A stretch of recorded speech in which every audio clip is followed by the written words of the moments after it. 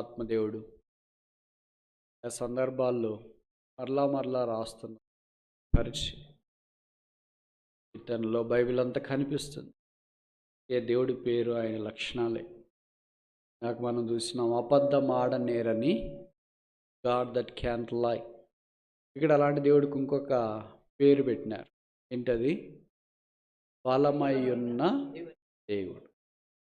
ఇలాంటి కీర్తనలు చాలా ఉన్నాయి, వేరే దగ్గర కూడా ఉన్నాయి. ఇప్పుడు సమయ హద్దుబాటును బట్టి మనం చూడలేం, కానీ మనకు బలమై ఉన్న దేవుడు. ఆసాపు కుమారులకు దేవుని యొక్క బలం అవసరమైంది. పరిస్థితులు ఎంతో ఇబ్బందిగా ఉన్నాయి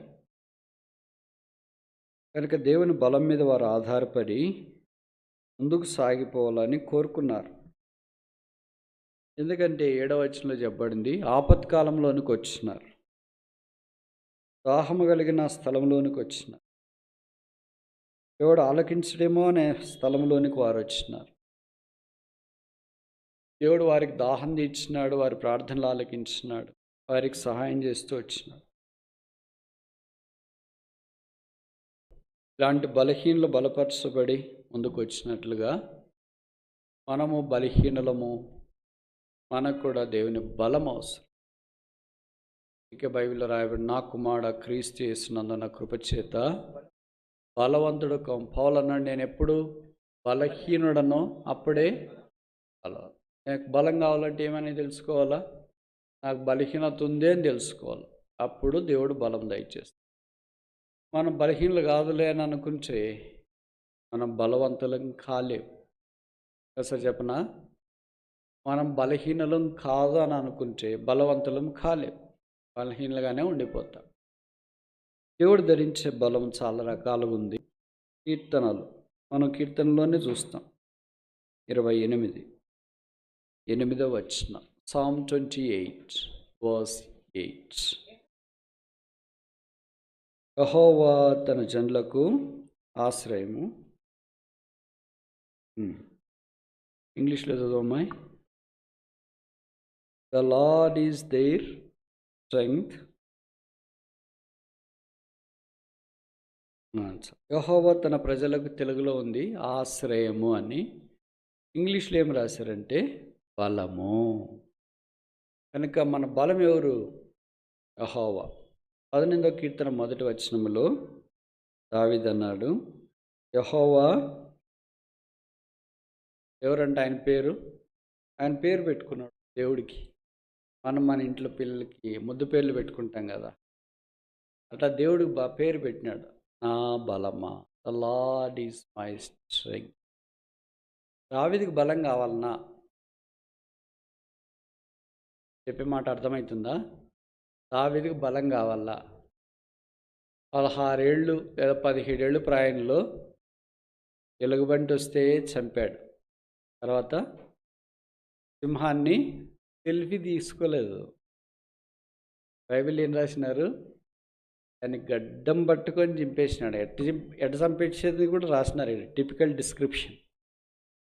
కాలు పట్టుకునేదే కష్టమైతే అది పట్టుకోకుండా పరిగెత్తిపోయే పరిస్థితులు ఉండగా దాన్ని గడ్డం పట్టుకొని చంపాను. మీకు తెలుసు కదా, సింహం చంపిన వాళ్ళు ఎంతమంది బైబిల్లో? ఎంతమంది? క్వశ్చన్ అర్థం చేసుకోండి. వెరీ గుడ్, చాలా కరెక్ట్గా తప్పు చెప్పినారు. Thank you. మీరు చాలా మంచోళ్ళు తెలుసా. అసలు అందుకే నాకు చాలా ఇష్టం మీరంటే. కరెక్ట్గా చెప్తారు కానీ తప్పు చెప్తారు. వెరీ గుడ్, అంటే మీరు ప్రయత్నం చేస్తున్నారు అని అర్థం. ఎవరిద్దరు? సంసోను, దావీదు. ఇంకా ఏం పేరు? ఒక అతను ఉంటాడు. వెరీ గుడ్, బెనయా అని ఒక సైన్యాధిపతి ఉంటాడు. ఆయన కూడా సింహాన్ని చంపినాడు. కనుక సింహం 3 చంపినారు. మనకి ఇద్దరే తెలుసు కనుక నేను అడిగా, వాళ్ళు తెలుసో తెలియదు అని. ఎందుకంటే మనకి పాపులర్ ఫిగర్స్ తెలుస్తారు కానీ అన్పాపులర్ ఫిగర్స్ తెలుసు కదా. దావీదు పాపులర్ కనుక మనకు తెలుస్తుంది. దావీదు, తర్వాత సంసోను, బెనయా, ఈ 3 బైబిల్లో పాత నిబంధనలో సింహాలు. సింహం చంపిన వాడంటే మామూలు వేరే వాడు మనుషులను చంపేసి జైలుకి పోయి తిరిగి వస్తేనే దగ్గరికి పోరు ఎవరు వేరే వాళ్ళు ఆయన దగ్గరికి. సింహం చంపేసి తిరిగి వస్తే అది టీనేజ్లోనా అలాంటి వాడికి బలం కావాలా? గొలియాతు మీదకి వెళ్ళి వడిసెల్లాతో చంపేసిన వాడికి బలం కావాలా? వాయిద్యం చమత్కారంగా వాయించేవాడికి బలం కావాలా? దయ్యాలు కొట్టేవాడికి బలం కావాలా?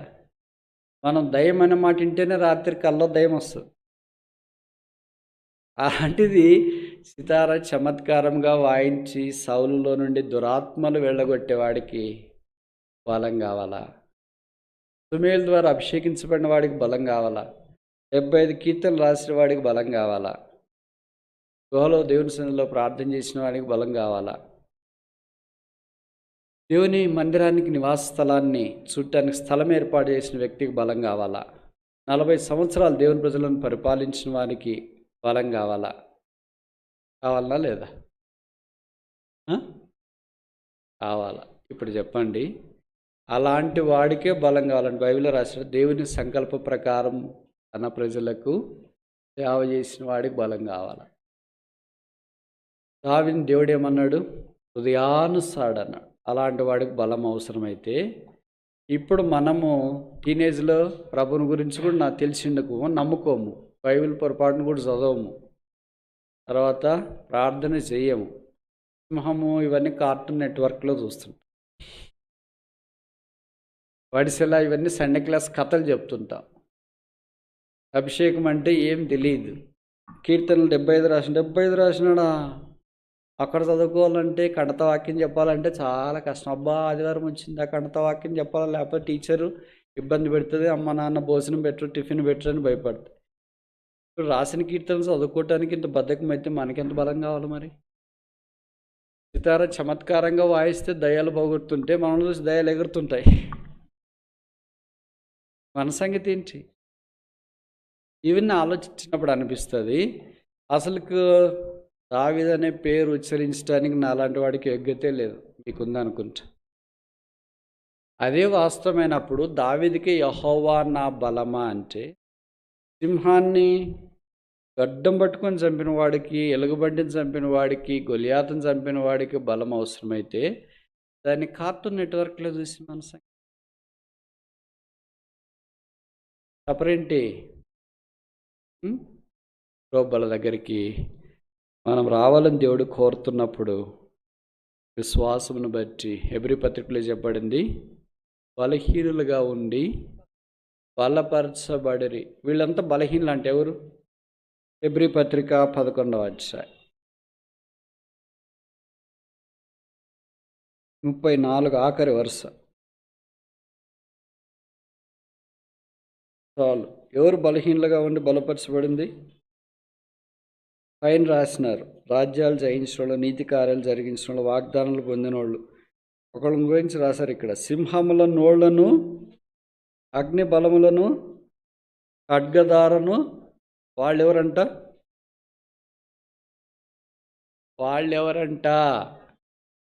తెలుగు పదం అర్థం కాదు కదా మీకు, తెలుగు రాదు, అంతా ఇంగ్లీషేనా? బలహీనులు, ఎవరు వీక్. బలహీనులు సింహపు నోళ్ళు మూసినారండి, బొమ్మను కాదు. ఖడ్గదారులు ఖడ్గం వస్తే తప్పించుకున్నారంట. అలాంటివి చాలా రాశారు కదా. వాళ్ళందరినీ పరిశుద్ధాత్మ దేవుడు ఏమన్నాడంటే, they were week but strengthened by God. అలాంటి వాళ్ళే బలహీనులు అంటే ఇక మన సంగతి ఏం చెప్పాలా? అసలు దగ్గరికన్నా పోగలమా? వీళ్ళెవరు? విశ్వాస వీరుల చరిత్ర 11వ అధ్యాయం. మనకు బలమయ్యున్న దేవుడు కనుక మన బలం ఎవరంటే యేసుక్రీస్తు ప్రభువారే. 28 కీర్తనలు మనం చదివినాము, ఆయన యెహోవా నా బలము, గ్రేషియస్ స్ట్రెంగ్త్, కృపగల బలం. ఉచితంగా బలాన్ని మనకు ఆయన అనుగ్రహించినాడు. అందుకే ఇప్పుడు విశ్వాసమును బట్టి మనం కూడా బలహీనలుగా ఉండి బలపరచబడాల. దేన్ని బట్టి అని రాశారు అక్కడ? ఒకే ఒక పదం రాసినారు అందరికీ. విశ్వాసం బట్టి హెబెలు, విశ్వాసం బట్టి కయ్యూను, విశ్వాసం బట్టి హనోకు, విశ్వాసం బట్టి నోహు, విశ్వాసం బట్టి అబ్రహాము విశ్వాసం బట్టి, ఇస్సాకు విశ్వాసం బట్టి, యాకోబు, అందరికీ ఒకటే పదం ఏంటి కామను?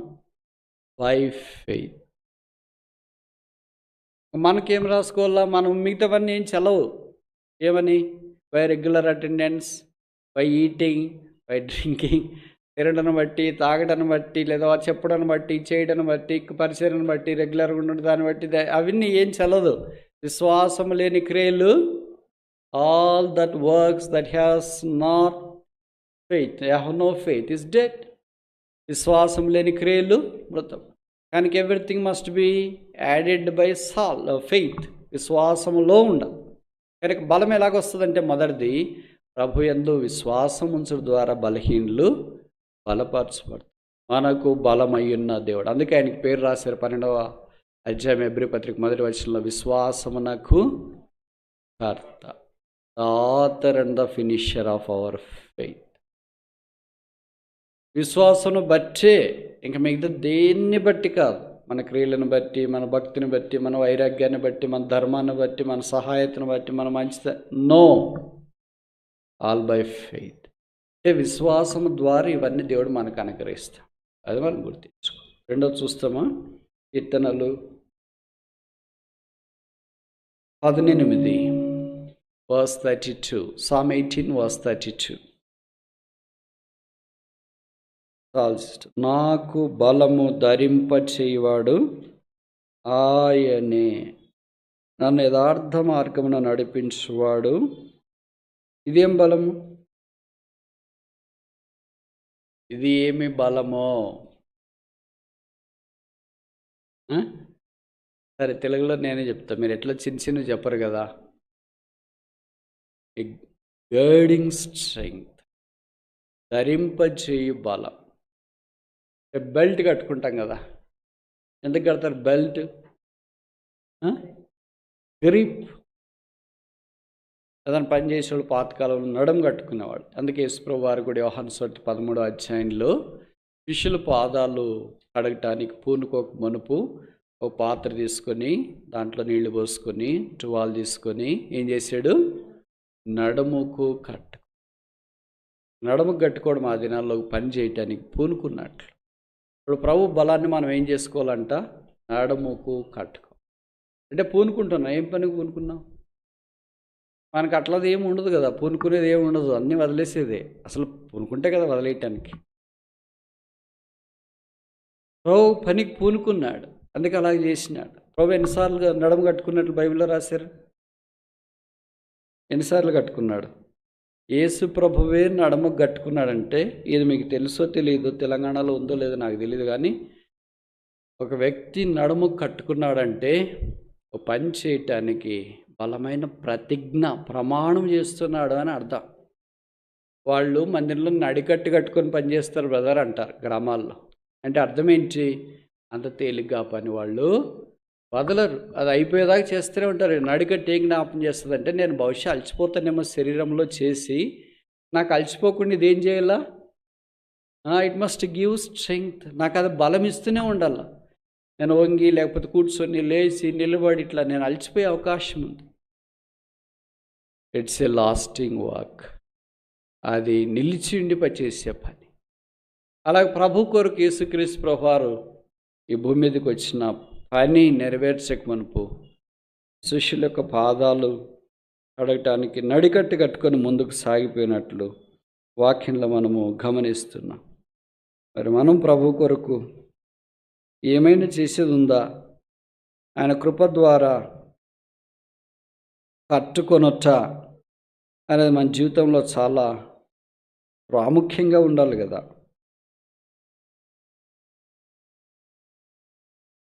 ఎప్పుడన్నా కట్టుకున్నట్లు గుర్తుందా? అందుకే బెల్ట్ కట్టుకుంటారు కొంతమంది, ఎందుకంటే యూజ్ స్ట్రెంగ్త్. ఎఫెసీ పత్రిక 6వ అధ్యాయంలో పౌలు ఒక సైనికునికి బెల్ట్ రాశాడు. ఏం బెల్ట్ అది? సత్యమును గట్టిని కట్టుకునేది ఏం కట్టుకోవాలంటే సత్యం కట్టుకో.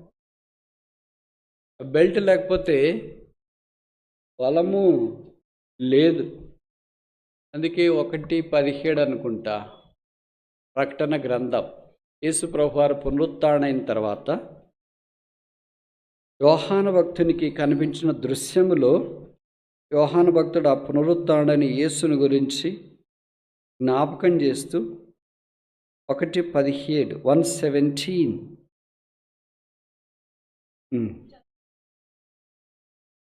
మా పైన చదువు 13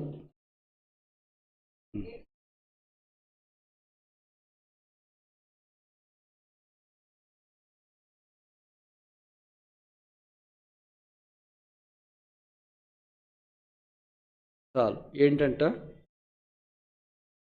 బంగారు దట్టి. మనం బంగారం అంటే చాలా ప్రశస్తమైనది, కనుక ఎక్కడ కొద్దిగా తొలుము 2 తలాలు దట్టే కట్టుకున్నారు. బెల్ట్ మాదిరే కట్టేసినారు, బంగారు బెల్ట్. అది ఆయనకు దైవత్వానికి స్పీక్స్ ఆఫ్ ద డివినిటీ. అందుకే యేసు ప్రభువారు భూమి మీద జన్మించినప్పుడే తూర్పు దేశ జ్ఞానులు బంగారము, సామ్రాణి, గోళం ఆయనకు తీసుకు. ఆయన దైవత్వంతో మిళితమైన వాడు కనుక దైవ కార్యాలు మనం పూనుకోవటానికి ప్రభు ఎలాగూ యోహాను 13లో టవాలు కట్టుకున్నాడు. యోహాను రాసిన ప్రకటన గ్రంథం 1వ అధ్యాయం 13వ వచనంలో బంగారు దట్టే కట్టుకున్నాడు. తర్వాత చూడండి, యెషయా గ్రంథం అనుకుంటా 11:5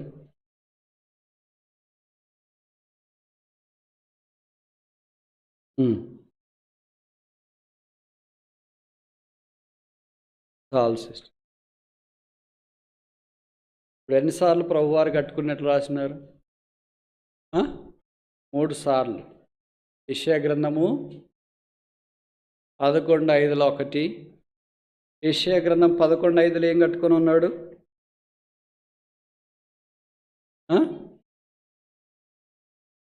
నీతి, సత్యం. నీతి ఏం జ్ఞాపం చేస్తుంది? ఆయన రాజరికాన్ని జ్ఞాపం చేస్తుంది. It speaks of his kingship.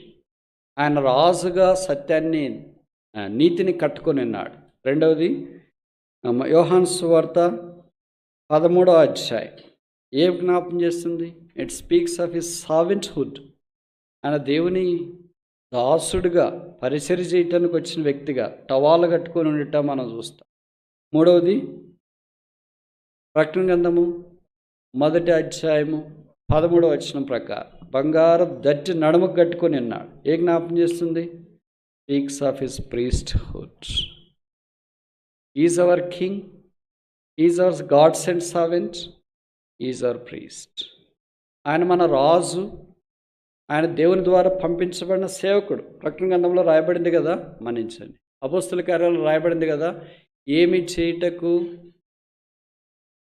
తన పరిశుద్ధ సేవకుడైన దేవుడు తన పరిశుద్ధ సేవకుడని యేసును పంపెనో, ఏవి జరగవలనని ఏర్పాటు చేయబడినో అవన్నీ చేయుట కొరకై దేవుడు పంపిన పరిశుద్ధ సేవకుడైన యేసు. కనుక Christ is the holy servant of God, sent by God to serve us. మనల్ని సేవించడానికి దేవుని ద్వారా పంపించబడిన పరిశుద్ధ సేవకుడు యేసుక్రీస్తు ప్రభు. ఆయన మన కొరకై శిలువ మీదకి వెళ్ళి రక్తము కార్చి చనిపోయి సమాధి చేయబడి తిరిగి లేపబడడం ద్వారా ఇప్పుడు మనము ఆయన యొక్క కుమారులు, కుమార్తెలు, దాసులు, దాసురాండ్రు ఆయన పరిచయంలో భాగస్థలంగా మార్చబడుతూ వచ్చినాం. ఇప్పుడు ఆయన దట్టి కట్టుకొని పరలోక స్థలంలోనికి వెళ్ళాడు. ఇప్పుడు ఆ దట్టి మనకిస్తున్నాడు. ఇప్పుడు మరి న్యాయం అనే దట్టి కట్టుకుంటారా? దాసత్వం టవాలు కట్టుకుంటారా? బంగారం కట్టుకుంటారా? ఏమి కట్టుకోరా? వాళ్ళ దగ్గరికి వెళ్ళక మునుపు ఇది ప్రశ్న. మొదట టవాలు కట్టుకోవాలి కదా, అంటే అర్థం ఏంటి? దీనుడుగా, దాసుడిగా దేవుని సేవించడానికి ఇష్టపడాలి కదా. తర్వాత రాజులైన యాజక సమూహంగా ఆయన మనల్ని చేసినాడు. అప్పుడు నీతిని కట్టుకోవాలా, సత్యాన్ని కట్టుకోవాలి. తర్వాత యాజకులుగా ఆయన సన్నిధిలోనికి వచ్చి ప్రార్థన చేయటానికి బంగారు. ఇది క్రమేణ it's a progressive guiding strength of God. మనకు బలమైన దేవునికి ఆనందం. ఇప్పుడు చెప్పండి, ఏ బలమైన మనకు? టవాల బలమా? దట్టి బలమా? బంగారు దట్టె బలమా? అసలు ఏం లేవా? ఏం లేకపోతే ఆయనకు బలమా? ఆయన బలం నాకు అవసరం లేదని జీవిస్తున్నట్లే మనం. I do not need strength anyway because I'm strong. ఎలాగంటాం? పౌలు అన్నాడు కదా, నన్ను బలపరచువాని యందు నేను సమస్తమును, I can do all, not only some things, not only 2 things, 3 things, 4 things, 5 things, 6 things, 7 things, 8 things, 9. No. I can do all things in Christ that strengtheneth me. నన్ను బలపరచువాని యందు నేను సమస్తము చేయను. కనుక ప్రభువే మన బలం. Christ is our strength. ఇప్పుడు మరి ఏం సత్యమైన దట్టి లేకుండా, సవాలనే దట్టి లేకుండా, నీతి అనే దట్టి లేకుండా, బంగారం అనే దట్టి లేకుండా ప్రభు యొక్క శరీరంలో ఎలాగ పాలు పొందాలా? 1 ఉండాలి కదా, 2 ఉండాలి కదా, 3 ఉండాలి కదా, 4 ఉండాలి కదా. 1 లేకపోతే 4 ఎలాగొస్తాయి? 1 లేకపోతే 3 ఎలాగొస్తాయి? 1 లేకపోతే 2 ఎలాగొస్తాయి? ఇక దట్టి లేకపోతే ఏమని అర్థము? I am not really guided by strength to serve him. ఆయన ద్వారా బలపరచబడి ఆయన సేవించడానికి నేను పూనుకోలేదు అని అర్థం. నేను దేవుని సేవించకపోతే ఏమవుతా? నేను చెప్పే మాటలు అర్థమవుతున్నాయమ్మా? నేను ప్రభువును సేవించటానికి నడికట్ట కట్టుకోకపోతే ఏమవుతాను? I have only 2 masters. Either I serve the master who is Jesus Christ, or I have to serve my former master called Satan. నాకు 2 యజమానులు. ఒకటి నా కొరకే ప్రాణం పెట్టిన యేసు, నన్ను నరకానికి నడిపించడానికి శతవిధాల ప్రయత్నం చేస్తూ నిద్రారాత్రులు అన్ని మానేసి తిరుగుతున్న సాతాను. నేను ప్రభువుని సేవించకపోతే ఏమైతే? It's not option. మరి సాతానుడు వస్తాడు కదా పక్కన, ఖాళీగా దయ్యాలు ఎళ్ళగొట్టి నీళ్ళ ఖాళీగా పెడితే ఎవరు వచ్చినారంట? మరీ చెడ్డవైనవి తీసుకొని వస్తాయి. కనుక వాడు ఖాళీకి పెట్టాడు, ఖాళీకి వదిలేయడు. పర్వాలేదు వీడు ప్రభువుని సేవించకపోయినా వదిలేదు అనుకోడు. There is no neutral charge in the believers. Either you should be positively charged or negatively charged. If I am not positively charged, I can be neutral. On the other side, I am negatively charged. Got my point? నేను దేవుని సేవించకపోతే నన్ను సాతానుడు అలాగ వదిలిపెట్టాడు, కానీ వాని వైపు వాళ్ళు లాగివేసే అవకాశం. అందుకే ప్రభు అన్నాడు, ఒకడు నన్ను సేవించిన యెడల నా తండ్రి వానిని ఘనపరచు. ఎన్నిసార్లు నడికట్టుకు బలం కట్టుకోకుండా మన ఇష్టం వచ్చినట్లు చేసి చేయొచ్చులే, వెళ్తే వెళ్ళొచ్చులే, ఉంటూ ఉండొచ్చులే, చదవచ్చులే, ప్రార్థన చేసి చేయొచ్చులే, అంత మన ఆప్షనే. దేవునిది ఏముండదు. ఆదివారం మాత్రమే దేవుడు, సోమవారం నుంచి శనివారం దాకా అంతా మనదే. అది మన టైప్. మనకు బలమైన దేవునికి ఆనందగానము చేయడు. ఇప్పుడు దాకా ఎన్ని రకాల బలాలు చూసాము? మొదటిది ఏంటి? గ్రేషియస్ స్ట్రెంగ్త్, కృపగల బలం. రెండవది ఏంటి? గర్డింగ్ స్ట్రెంగ్త్, ధరించుకునే బలం. మూడో చూస్తామా? కీర్తనలు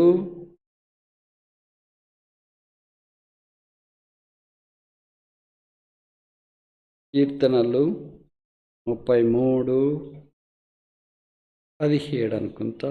33:17.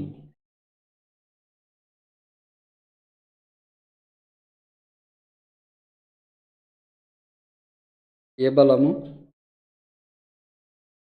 గుర్రానికి విశేష బలం.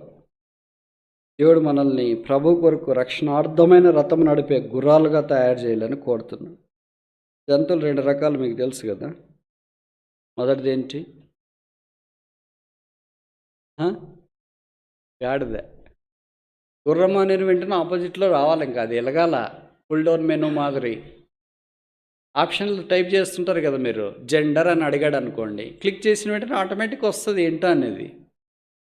అలాగే ఇది కూడా గుర్రము అని క్లిక్ చేసిన వెంటనే ఇంకోటి ఏం రావాలా? గాడిద అని రావాలా. ఈ రెండింటికి మధ్యలో ఇంకోళ్ళు ఉంటారు. వాళ్ళు ఎవరు? కంచెర గాడిద అంటారు. కంచెర గాడిద అంటే గుర్రము ప్లస్ గాడిద ఈజ్ కంచెర గాడిద. అర్థమైందా? It's a hybrid. కంచెర గాడిద అంటే ఇంటర్ కాస్ట్ మ్యారేజ్. కొంతమంది విశ్వాసులు గాడిద వలె ఉంటారు, కొంతమంది విశ్వాసులు గుర్రం వలె ఉంటారు, కొంతమంది విశ్వాసులు మధ్య రకం హైబ్రిడ్ ఇప్పుడు మన మీటింగ్స్ కూడా హైబ్రిడ్ అంటారు వీటిని. హైబ్రిడ్ అంటే ఆఫ్లైన్, ఆన్లైన్. ఆన్లైన్లో బయట కొంతమంది చూడవచ్చు రాని వాళ్ళు, ఆఫ్లైన్లో మన మాదిరి వచ్చిన వాళ్ళు చూడవచ్చు. సరే, ఈ 2 రకాలైన మీటింగ్ని హైబ్రిడ్ మీటింగ్ అని అంటారు. ఇంతకుముందు లాక్డౌన్ పీరియడ్లో వచ్చేకి లేదు కదా, only one virtual meeting, online meeting అనేవాళ్ళు. ఇప్పుడు వస్తున్నారు కానీ హైబ్రిడ్ మీటింగ్. ప్రభు దగ్గర కూడా పనిచేసేవాళ్ళు హైబ్రిడ్ వాళ్ళు దేవుడికి కావాల్సిన అవసరం లేదు. ఇప్పుడు నేను ఒక ప్రశ్న అడుగుతా, కరెక్ట్గా నేరుగా సూటికి జవాబు చెప్పాలి. మొదట బైబిల్లో గాడిద రాయబడిందా, గుర్రం రాయబడింది? కంచెర్ గాడిద రాయబడింది. కరెక్ట్, షూరా? కరెక్ట్ చెప్పారు. Thank you. గాడిద మొట్టమొదటి ఎవరి సందర్భంలో రాయబడింది? అబ్రహాం. ఆదికాండం 22వ అధ్యాయంలో మనం చూస్తాం. అబ్రహాం గాడిద తీసుకుపోయారు, అంతేనా? గంతగట్టి వ్యాన్ లేచి దేవుడు చూపించి పర్వతం దాకా తీసుకు. కనుక మొదట గాడిదతో జీవితం ఆరంభించబడి, మనం ఆరాధన చేసేటప్పుడు మాత్రము చాలా బాగా చేస్తాం. ప్రభా గాడిద లాంటి నన్ను ఎన్నుకున్నావు ప్రభు. సరే ఎన్నుకున్నాం. అయిపోయిన తర్వాత ఎవరన్నా వచ్చి ఏం గాడిద, హౌ ఆర్ యు అన్నారు అనుకోండి, ఏమంటారు అప్పుడు? ప్రైజ్ లార్డ్ బ్రదర్ అంటారా? కొంతమంది ఆరాధన చేసేటప్పుడు పంది వలే ఉంటి ప్రభు, కుక్క వలే ఉంటి ప్రభు అని. ఫ్రాన్సీ కాదు. బయటకు వచ్చిన తర్వాత చెప్పులు తీసుకునేటప్పుడు హౌ ఆర్ యూ డాగ్, ఎట్లున్నావు కుక్క, ఎట్లున్నావు పంది అంటే ఎవరు ఎట్లా కనిపిస్తున్నావు నీకు, బయటికి రా నీ సంగతి చెప్తా అంటారు. నేను బైబిల్లో మార్క్స్ గమనించాను. మత్తయి సువార్త 21వ అధ్యాయంలో ఒక సందర్భం తీసుకుని రావాలని కోరుతున్నా. మత్తయి 21.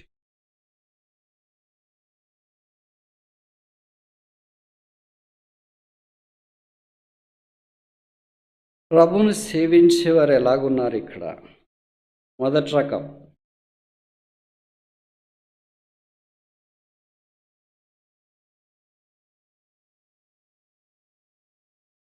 ఎనిమిదవ వచనం, 21:8. Matthew chapter 21 verse 8.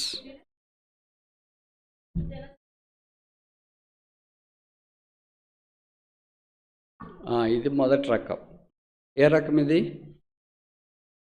బట్టలు దారి పొడవున పరిచే రకం. రెండవ రకం తర్వాత వరుస. Very good. ఇది రెండో రకం. ఏం రకం ఇది?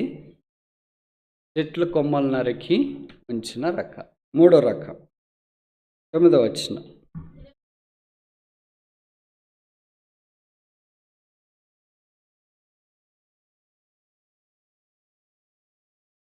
ఏ రకం ఇది?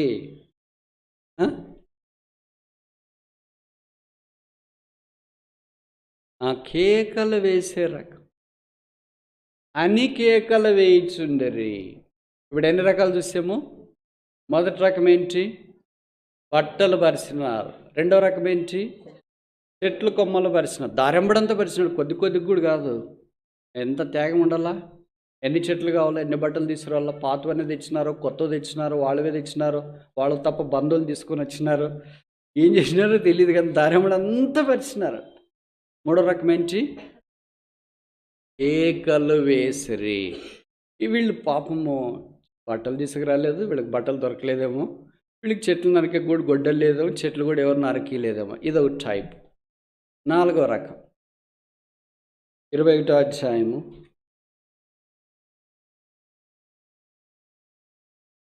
6వ వచనం.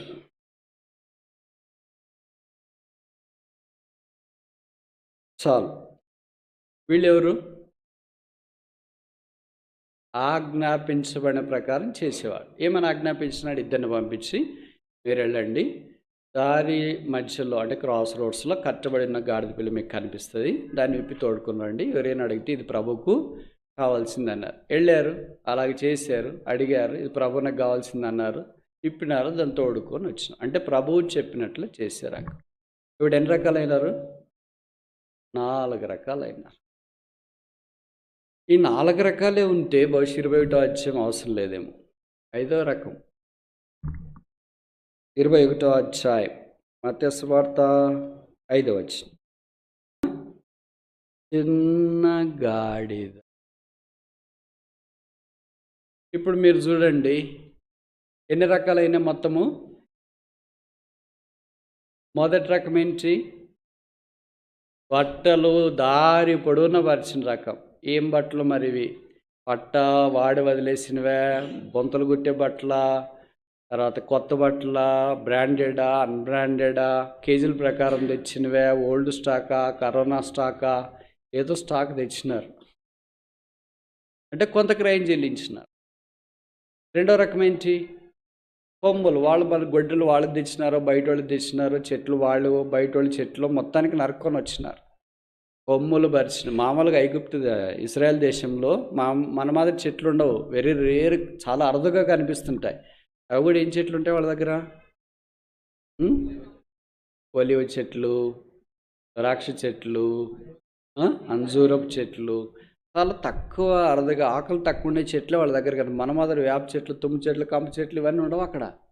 ఒక చెట్టు చాలా విలువ, మీకు తెలుసో తెలియదు అనుకుంటే గల్ఫ్లో ఒక చెట్టు నరకాలంటే, మీ ఇంటి దగ్గరదే నరకాలంటే గవర్నమెంట్ పర్మిషన్ తెచ్చుకోవాలి. మీ ఇంటి దగ్గర ఒక కొబ్బరి చెట్టు వేసుకున్నాం అనుకో, వేసుకోవటానికి కుదరదు, ఎందుకంటే అదేం పండదు, దానికి సాయిల్ కావాలి. సాయిల్ అంటే తెలుసు కదా, మన్ను. అది పాకిస్తాన్ నుండి కానీ ఇండియా నుండి కానీ మనం సిమెంట్ కొంటాం కదా బస్తాలు, అట్లా బస్తాల్లో కొంటారు. ఒక మనకి మన్ను అంటే అసలు లెక్కే లేదు. అక్కడ సిమెంట్ బస్తాలు ఎలా కొంటారో అలాగ బస్తాలు కొని ఈ చెట్టు వేసుకున్నావు అనుకో, కొంతకాలానికి నీకు ఆ చెట్టు ఏదో అడ్డం వచ్చింది. ఇప్పుడు నువ్వు దాన్ని నరకాలంటే మా ఇల్లు కదా నేను నరకుతానంటే కుదరదు, తీసుకెళ్ళి లోపలేస్తారు. గవర్నమెంట్ పర్మిషన్ తెచ్చుకోవాలా, జెన్యూన్ రీజన్స్ రావాలా, దానికి ఒక కమిటీ వస్తుంది, అవన్నీ చేయాలా. మళ్ళీ ఇప్పుడు ఏం చేయాలంటే నువ్వు చెట్టును నరకకుండా దీన్ని తీసుకెళ్ళి రీప్లాంటేషన్, బయట వేరే ఎక్కడ ఇంకో నీకు స్థలం ఉందనుకో, ఇంకో రోడ్డు ఉందనుకో, గవర్నమెంట్ ఎక్కడ నాటాలనుకో అక్కడ తీసుకెళ్ళి దీన్ని నాట. అంటే చెట్టుకు మనిషి కంటే ఎక్కువ విలువిస్తారు. ఈ ఎడారది చెట్టు చాలా అవసరం. అలాంటిది వీళ్ళు కొన్ని కష్టపడి చెట్టు కొమ్మలు నరికేశారు. అంటే మాకు నీడ కంటే నీవే ఎక్కువ, మా కలప కంటే నీవే ఎక్కువ, మా అవసరాల కంటే నీవే ఎక్కువ, అలాగే చేసి మంచివాళ్ళు కదా. మూడవ రకం ఎవరు? కేకలేసేవాడు, మంట అయిపోయింది. ఎవళ్ళో కష్టపడి ఎవరో ప్రయాసపడుతుంటే వాళ్ళది మనం తీసుకొని పోతుంటాం. మీరు ఉద్యోగాలు చేసే చదివేటప్పుడు ఉంటుంది కదా, అదే 50 మంది క్లాసుల్లో ఉంటారనుకో, సార్ ఏదైనా బోర్డు మీద లెక్క హోంవర్క్ ఇచ్చినాడు అనుకో, ఎవడో మన పక్కన తెలివైనవాడు కూర్చొని ఉంటాడు అనుకో, వాడంతా లెక్కలు చేస్తుంటే మనం అన్ని వనరులు చేసుకొని వాడు మెత్తకుంటాడు. వాడు ఏం చేసినారు అన్న కూడా వాడు ఏమన్నాడు, వాడే చేసింటాడు అందరికంటే మొదట. వాడు ఏం వీడు పక్కన చేసి సార్ చేశాను సార్ అని, సార్కి రోజు చూసి అలవాటు కదా, నువ్వెట్టు చేసినావురా అంటే, ఇదిగో సార్ చేసినా, పక్కన దాంట్లో చేసేవాళ్ళారా. పక్కన అడుగుతాడు ఏమిరా వాడిని ఇది చూసినాడా అంటే, వాడు ఎంత అమాయకుడు అంటే చూసినాడు సార్ అని కూడా చెప్పడు, ఎందుకంటే బయటకు వచ్చిన తర్వాత వినుకుంటుంది మళ్ళా. కనుక చేసేది ఒకరు, లాక్కొని పోయి పేరు చెప్పించేది ఒకరు. ఆఫీసుల్లో కూడా అంతే. ఒక ఆఫీసర్ ఏదైనా పని చెప్పినాడు అనుకో, 4-5 ఉంటారు పని చేసేవాళ్ళు ఉంటారు అనుకో, దాంట్లో మిగతా 3 సోమవారాలు ఉంటాడు, ఒకటే చేసేవాడు ఉంటాడు. వాడు చేసింది సోమవారంలో తీసుకెళ్ళి ఆఫీసర్కి చెప్తాడు, సార్ రాత్రి అంతా నిద్ర లేదు సార్. అరే ఏమైందిరా, పని చేసిన వాడు పోయి ఫుల్ పడుకొని ఉంటాడు బిర్యానీ తిని. కష్టపడిన వాళ్ళు ఎవడో కష్టపడి అంటే, కష్టపడేది ఒకరు, క్రెడిట్ తీసుకోవడానికి ప్రయత్నం చేసేవాళ్ళు ఉంటారు. ఇది ప్రతి క్లాసులో ఉంటుంది, ఆఫీస్లో ఉంటుంది, ఎక్కడ పని చేసే దగ్గర అంతా ఇదే ఉంటుంది. ఇక్కడ కూడా అంతే. వీళ్ళు నాకు తెలిసి కేకలేసిన వాళ్ళు ఏమి బట్టలు తీసుకురాలేదు, కేకలేసిన వాళ్ళు ఏమి చెట్టు కొమ్మలు నరకలేదు. వీళ్ళు పని ఏంటంటే కేకలేయడం, అంటే వీళ్ళకి వాయిస్ ఎక్కువ ఉంది అని అర్థం. మంట అయిపోయాము భవిష్యత్తు. ఇప్పుడు 4వ రకం ఏంటంటే, ప్రభు చెప్పిన మాట ప్రకారం వెళ్ళి గాడిదని తీసుకు. బంధకాలు ఎవరున్నారు, ఎవరు కట్టబడి ఉన్నారు, ఎవరు ఆదరణ లేకుండా ఉన్నారు, ఎవరు నిరీక్షణ లేకుండా ఉన్నారు, వాళ్ళని తీసుకుని. 5వ రకం ఏంటంటే సైలెంట్గా ప్రభువుని మోయడం. అర్థమైంది నేను చెప్పే రకం? మౌనముగా ప్రభువుని మోసుకొని ఊరేగించి తీసుకుని వెళ్ళాడు. ఇప్పుడు చూడండి, కేకలేసేవాళ్ళు వీళ్ళందరూ అన్ని రకాల వాళ్ళు ఉన్నారనుకోండి. యేసు ప్రభు తర్వాత నెక్స్ట్ ఘనత బట్టలకు వస్తుందా రాదా? మంచి బట్టలు తెచ్చేసినారు, చూడు యేసు ప్రభు ఇప్పుడే దాటిపోయాడు, ఇది ఖాళీ కదా, తీసుకుని ఇలా వాడుకోవచ్చు. అని అనుకుంటారా? మంచి కొమ్మలు తెచ్చేసినారు, అయ్యో తీసుకెళ్ళి మా ఇంటి దగ్గర గార్డెన్ దగ్గర ఎక్కడన్నా నాటుకోవచ్చు. బాగా కేకలేస్తున్నాడు, నెక్స్ట్ మా ఇంటికి ఫంక్షన్కి పనికి వస్తాడు అని అనుకుంటున్నారా? ఇప్పుడు దేనికి ఘనత వచ్చింది? బట్టలకా, చెట్లకా, కేకలేసే వాళ్ళకా, తర్వాత తోడుకొని వచ్చిన వాళ్ళకా? మౌనముగా భరిస్తున్న గాడిదకి. కరెక్ట్ అన్నా మీరు చెప్పేది? Yes or no? ఇప్పుడు ఇదే వాస్తవమైనప్పుడు యేసు ప్రభు చుట్టి 5 రకాలైన మనుషులు ఉంటారు. మనం ఏ టైపు? మౌనముగా మన పని మనము ప్రభువును ఊరేగించే పనిలో ఉన్నామా, లేకపోతే కేకలేసే గుంపులో? వాళ్ళు మంచి కేకలే వేసినారు, చెడ్డ కేకలే వేయలేదు. సిలువేము సిలువేము అనే కేకలే లేదు. దావీదు కుమారుడికి జయము జయము జయమని కేకలేసినారు. కానీ ఉత్తమమైనది ఏంటి? That's good, that's not bad, but what is the best thing? మంచి పని ఏంటి? ప్రభుని ఊరేగించు, నా ప్రభుని నేను ఊరేగించు, నా ప్రభుని నేను ఊరేగించు, నా ప్రభుని నేను ఊరేగించాలి. అది గాడిద పిల్ల చేసిన. మిగతా వాళ్ళందరూ మంచి పనులే చేసినారు. శ్రేష్టమైనది ప్రభు దగ్గరికి వచ్చినప్పుడు మనం ఈ 5 మందిలో 5 రకాల్లో ఏ రకం? మొదటి రకమా, రెండో రకమా, మూడో రకమా, నాలుగో రకమా, 5వ రకమా? మన రకమే బైబిల్లో లేదా? తప్పరేంటి? ఆఖరిది కరెక్ట్ కదా? నేను చెప్పే మాటలు అర్థమవుతున్నాక ఏ రకం మనము? అందరూ యేసుప్రభు చుట్టే ఉన్నారు, అందరూ యేసుప్రభును ఒరిజినల్గా పర్సన్గా చూస్తున్నారు. కేకలు వేసేవాళ్ళు చూస్తున్నారు, బట్టలు తెచ్చిన వాళ్ళు చూస్తున్నారు, కొమ్మలు నరికిన వాళ్ళు చూస్తున్నారు, 2 వ్యక్తులు యేసుప్రభు శిష్యులు వాళ్ళు చూస్తున్నారు, గాడిద కూడా చూస్తున్నారు. అందుకే ఎప్పుడో పాట ఉంది, ఇతరులకు లేనట్టే ఆ ఘనతను నీకిచ్చి సాజీవుడాయి కొనియాడు ప్రభు పాద. ఇతరులకు లేదు, కేకలేసే వాళ్ళకి లేదు నిన్ను మోసే భాగ్యము, కొమ్మలు నరికే వాళ్ళకి లేదు నిన్ను మోసే భాగ్యము, తర్వాత ఏంటి బట్టలు పరిసే వాళ్ళకి లేదు నేను మోసే భాగ్యము, ఇరుగు పొరుగు జనసమూహం ఇక్కడ అనేక జనసమూహం వాళ్ళకి లేదు నేను మోసే భాగ్యం, గుర్రానికి లేదు మోసే భాగ్యము. ఎన్నికొచ్చింది? సాత్వికుడైన గాడిద. ఇక్కడ ఇలాగున్న తర్వాత ఇప్పుడు ప్రకటన గ్రంథంలో ఎలా కనిపిస్తున్నాడు ఆయన చూడండి. ఎన్నో అధ్యాయం? 19.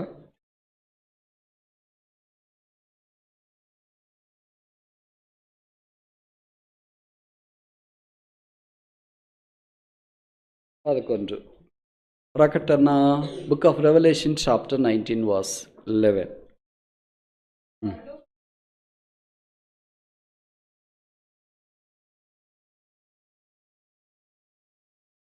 చాలు. ఇప్పుడు ఎక్కడ కూర్చున్నాడు? మొత్తం 21 ఎక్కడ కూర్చున్నాడు? What a progressive development of his godliness, his kingship. ఆయన రాజరిక వైభవము ఎంత క్రమంగా మారుతూ వచ్చింది చూడండి.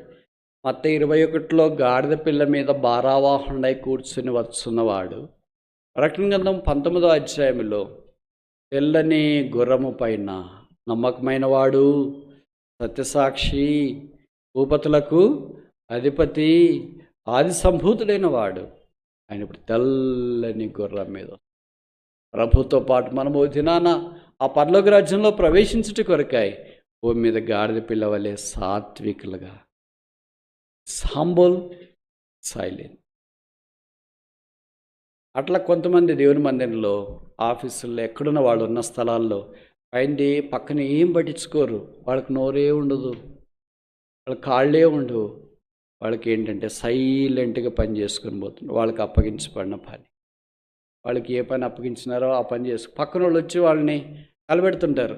అరే మీరు ఇట్లుంటే ఎట్లా సార్, మీరు ఇట్లుంటే ఎట్లా సార్, మీరు ఇట్లుంటే ఎట్లా మ్యామ్, ఎట్లా చదువుకుంటారు, ఆఫీసులో ఎట్లా కుదురుతుంది, మీకు అక్కడ ఎట్లా కుదురుతుంది, ఇక్కడ ఎట్లా కుదురుతుంది, ఎవళ్ళు ఎట్లు మిమ్మల్ని పట్టించుకుపోతారు. నా పని ఒక్కటే, నా యజమానుని ఊరేగించట.